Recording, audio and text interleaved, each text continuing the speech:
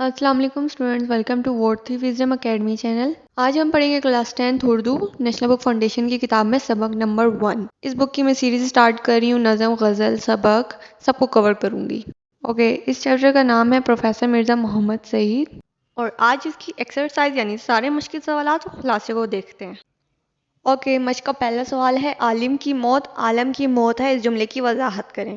اس کا جواب یہ ہے کہ عالم سے مراد جاننے والا ہے اور عالم سے مراد دنیا ہے۔ ایک عالم کی موت پوری دنیا کی موت ثابت ہوتی ہے، کیونکہ ایک صاحب علم معاشرے میں آگاہی پھیلاتا ہے اور لوگوں کو ایک دوسرے سے جوڑے رکھتا ہے۔ اس کے مر جانے سے معاشرے کا شرازہ بکھر جاتا ہے۔ دوسرا سوال، مرزا محمد سعید نے لاہور کے پبلشر کو ناول لکھ کر کیوں نہ دیا؟ جواب، مرزا صاحب اپنی تسکین کے لیے کام کرتے تھے۔ فرمائشی کام انہوں نے ساری عمر نہیں کیے تھے، چنانچہ لاہور کے پبلشر کی پیشکش ٹھکراتے ہوئے انہوں نے کہا، آپ میرے ناول کے 5,000 دیں گے، 10,000 دیں گے، مجھے یہ منظور نہیں ہے کہ جو کام میں کر رہا ہوں اسے چھوڑ کر آپ کے لیے ناول لکھوں۔ پطرس بخاری کو مرزا محمد سعید سے کسی حد تک عقیدت تھی۔ جواب، قول مصنف، میں نے بارہا پطرس کو مرزا صاحب کی خدمت میں حاضر ہوتے دیکھا ہے۔ پطرس کو میں نے کسی اور کا اتنا ادب و احترام کرتے نہیں دیکھا، یہاں تک کہ وائسرائے ہند کا بھی۔ ایک محفل میں فیض احمد فیض کے مرزا محمد سعید کو ٹوکنے پر کیا صورتحال بنی؟ جواب، مرزا صاحب بحث مباحثے کو ناپسند کرتے تھے۔ ایک محفل میں فیض احمد فیض نے مرزا صاحب سے بحث شروع کر دی کہ آپ کو معلوم ہوگا کہ رومی تہذیب یونانی تہذیب کے بعد ابھری تھی۔ ان کا اتنا کہنا تھا کہ مرزا صاحب جلال میں آ گئے۔ پانچواں سوال ہے، مرزا محمد سعید کا حلیہ اپنے لفظوں میں تحریر کریں۔ جواب، مرزا صاحب دیکھنے میں بظاہر بیمار معلوم نہیں ہوتے تھے۔ اکھرا ڈیل، سفید رنگت، وسیع پیشانی، گھنی بھوؤں کے سائے میں چمکتی آنکھیں، گالوں کی ہڈیاں نکلی ہوئیں، ہنستے تو سامنے کے 2-4 دانت ٹوٹے ہوئے نظر آتے مگر بڑے نہ لگتے تھے، بڑھاپے میں بھی جوان معلوم ہوتے تھے۔ مرزا محمد سعید نے ریڈیو پر تقریر کرنا کیوں ترک کر دیا تھا؟ جواب، مرزا صاحب پطرس آل انڈیا ریڈیو کے ڈائریکٹر جنرل ہو گئے تھے، مگر پرانے دوستوں سے رسم و رام میں ذرا بھی فرق نہ آنے پایا تھا۔ مرزا صاحب کو انہوں نے کسی نہ کسی طرح آمادہ کر لیا تھا کہ ریڈیو سے کبھی کبھی تقریر نشر کیا کریں۔ 2-1 تقریروں کے بعد مرزا صاحب نے کانٹریکٹ واپس کرنے شروع کر دیے۔ شدہ بات پطرس تک پہنچی، حاضر ہو کر وجہ دریافت کی۔ مرزا صاحب نے فرمایا، تمہیں اصلاح دینے کے بعد مجھے یہ منظور نہیں کہ تمہارے شاگرد مجھے اصلاح دیں۔ مرزا محمد سعید زیادہ وقت مطالعہ میں کیوں گزارتے تھے؟ جواب، مرزا صاحب گھنٹوں مطالعہ کرتے تھے، ان کے کتب خانے میں ہر علم کی کتاب موجود تھی۔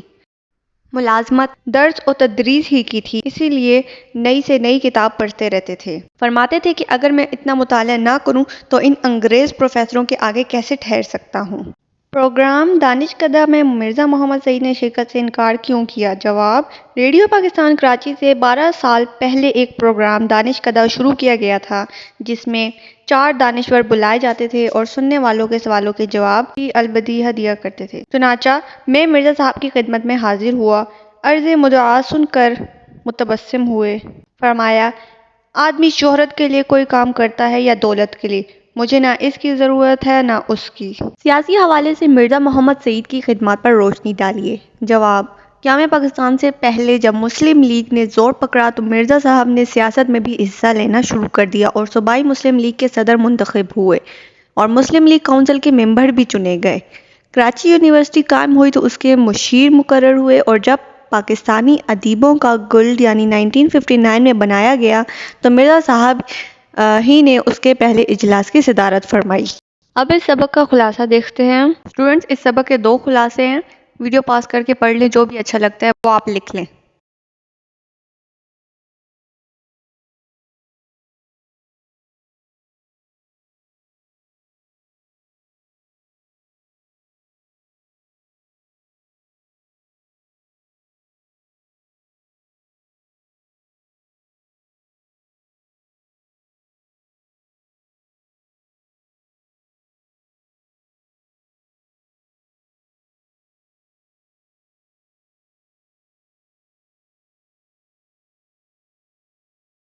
سوال نمبر 2، درج ذیل میں سے درست پر ٹک کا نشان لگائیں۔ نمبر 1، مرزا محمد سعید کس شہر کے ایک متمول خاندان کے چشم و چراغ تھے؟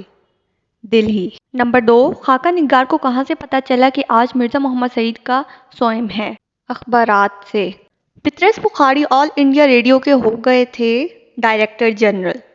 جملہ اسمیہ کے کتنے اجزاء ہوتے ہیں؟ 3۔ جملہ اسمیہ کے مسند الائی کو کیا کہتے ہیں؟ بے مبتدا. لڑکا شرارتی ہے. اس جملہ اسمیہ میں لفظ شرارتی کو قواعد کی روح سے کیا کہیں گے؟ جیم خبر. جملہ اسمیہ کے مسند الائی اور مسند ہوتے ہیں اسم. سوال نمبر 4 ہے، درج ذیل الفاظ و محاورات کے معنی لغت میں تلاش کر کے لکھیں اور ان کے جملے بنائیں. پہلا محاورہ ہے دل دہک سے رہ جانا. اس کا معنی ہے اچانک خوف محسوس کرنا. جملہ، چور نے پولیس کی گاڑی کی آواز سنی تو اس کا دل دہک سے رہ گیا. دوسرا ہے چشم و چراغ، آنکھوں کا نور اولاد بہت زیادہ عزیز. جملہ ہے خالد اپنے ماں باپ کا اکلوتا چشم و چراغ ہے. تیسرا محاورہ ہے شدہ شدہ، معنی ہے اس کا ہوتے ہوتے. جملہ بنے گا عقیل کے جھگڑنے کی بات شدہ شدہ جب پرنسپل تک پہنچی تو اسے اسکول سے نکال دیا گیا. چوتھا محاورہ ہے کروفر، معنی شان شوکت ٹھاٹ باٹ. پاکستان جیسے غریب ملک کے سربراہ کو بے جاں کروفر اور شے خرچیوں سے اجتناب کرنا چاہیے. اگلا ہے فی البدی، بے سوچے فوراً، ہمیں بڑوں کے سامنے فی البدی گفتگو سے اجتناب کرنا چاہیے. سناونی، اطلاع موت مرنے کی خبر. بیرون ملک پہنچنے کے 2 دن بعد ہی طاہر کو اس کے والد کی سناونی آ گئی. مرض الموت، اس کا معنی ہے کسی مرض میں آدمی کی موت ہو جانا. ولید نے مرض الموت پہ اپنی تمام جائیداد عطیہ کر دی. بے مزد، بغیر کسی معاوضے کے، ہمیں سیلاب زدگان کی کسی بھی قسم کی دولت و بخشش سے بے نیاز ہو کر بے مزد خدمت کرنی چاہیے. ٹس سے مس نہ ہونا، اس کا معنی ہے حرکت نہ کرنا. امی نے کئی بار پڑھنے کو کہا لیکن حمزہ ٹس سے مس نہ ہوا. یہ ایک آخری چھوٹا سا سوال ہے، اس میں ترکیب نحوی کی نشاندہی کرنی ہے. تینوں کے آگے اس کی نشاندہی ہوئی ہوئی ہے. امید ہے اسٹوڈنٹس آپ سب کو ایکسرسائز اور خلاصے کی پراپر سمجھ آ گئی ہوگی. ویڈیو کو شیئر اور لائک ضرور کر دینا اور چینل کو مست سبسکرائب کرنا. Okay, thank you.